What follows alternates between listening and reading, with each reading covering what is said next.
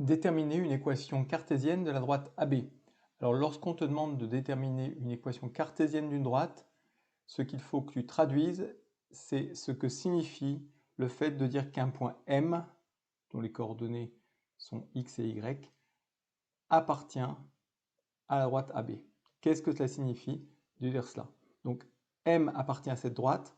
Qu'est-ce que cela équivaut à dire? C'est pour ça qu'on utilise le symbole d'équivalence.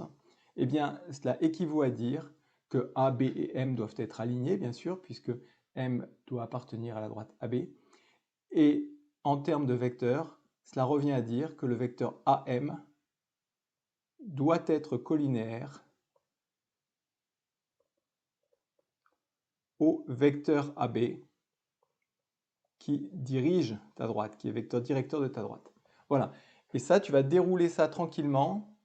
Bien sûr, tu auras besoin ensuite de passer aux coordonnées du vecteur AM et AB que tu exprimeras. Et la collinéarité, tu vas l'exprimer et tu vas dérouler ton calcul d'une ligne à la suivante et jusqu'à obtenir une équation sous la forme UX plus VY plus W égale 0, c'est-à-dire une équation cartésienne de droite. Lorsque tu as ça, eh bien, tu as ton résultat. Voilà, je te laisse faire ça, et puis on regarde ça juste après, on compare avec les calculs que tu auras fait.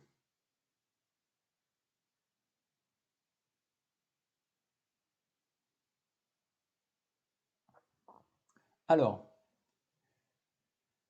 dire que M appartient à AB, ça signifie donc que AM est collinéaire au vecteur AB.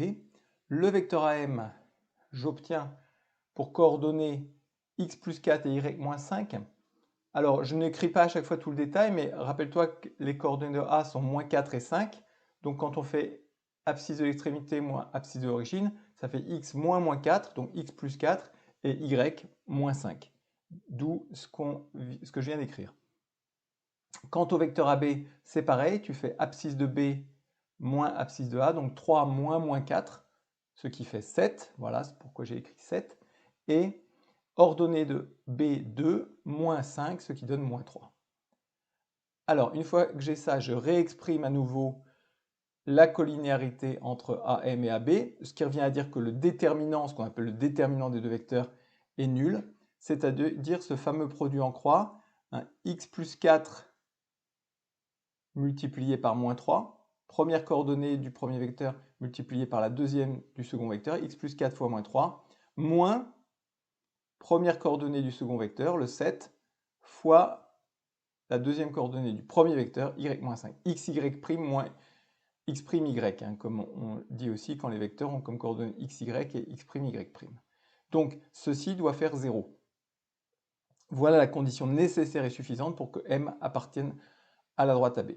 Alors, je peux développer la multiplication de moins 3 par x plus 4, moins 3 fois x, plus moins 3 fois 4, c'est-à-dire moins 12. Et puis, je peux développer le moins 7 fois y, donc moins 7y, et moins 7 fois moins 5, d'accord, ce qui fera 35, donc que j'écris ensuite, moins 3x, moins 7y, j'ai mis d'abord tout ce qui concerne x et y, et puis ensuite, moins 12 et plus 35.